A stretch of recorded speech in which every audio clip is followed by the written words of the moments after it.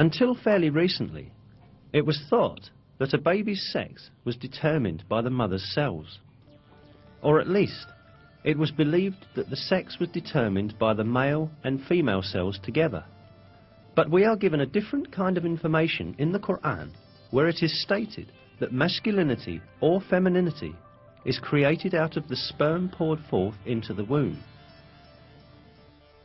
That he created pairs, male and female, out of a drop of sperm, as it is poured forth.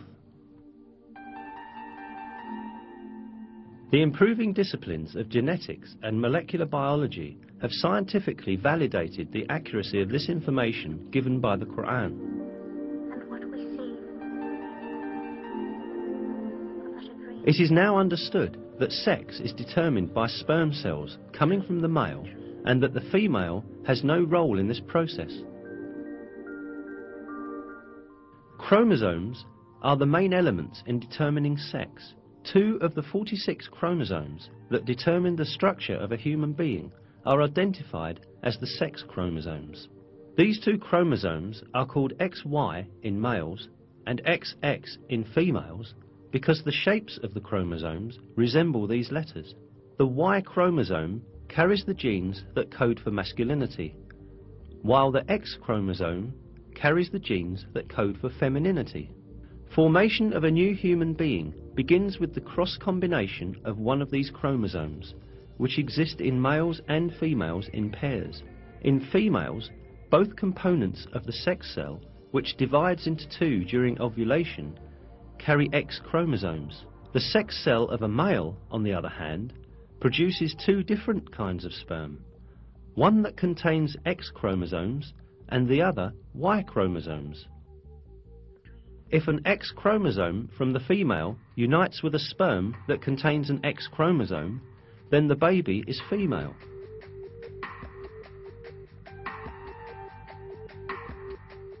If it unites with the sperm that contains a Y chromosome, the baby is male.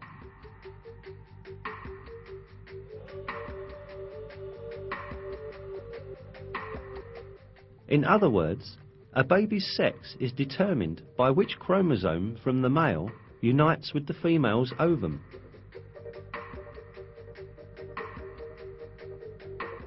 None of this was known until the discovery of genetics in the 20th century.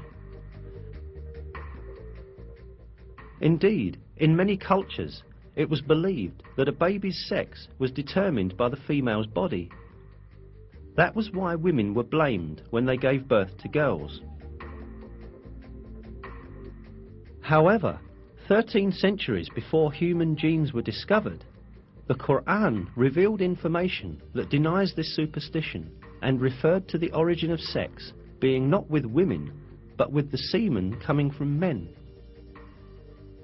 If we keep on examining the facts announced to us in the Qur'an about the formation of people, we again encounter some very important scientific miracles. When the sperm of the male unites with the ovum of the female, the essence of the baby to be born is formed. This single cell, known as the zygote in biology, will instantly start to reproduce by dividing and eventually become a piece of flesh. The zygote, however, does not spend its developmental period in a void. It clings to the uterus just like roots that are firmly fixed to the earth by their tendrils. Through this bond, the zygote can obtain the substances essential to its development from the mother's body.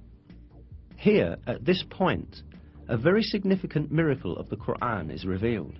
While referring to the zygote developing in the mother's womb, God uses the word alaq in the Qur'an.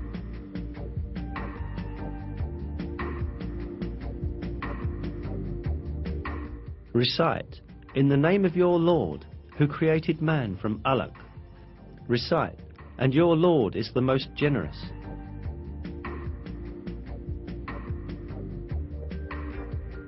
The meaning of the word alaq in Arabic is a thing that clings to some place. The word is literally used to describe leeches that cling to a body to suck blood.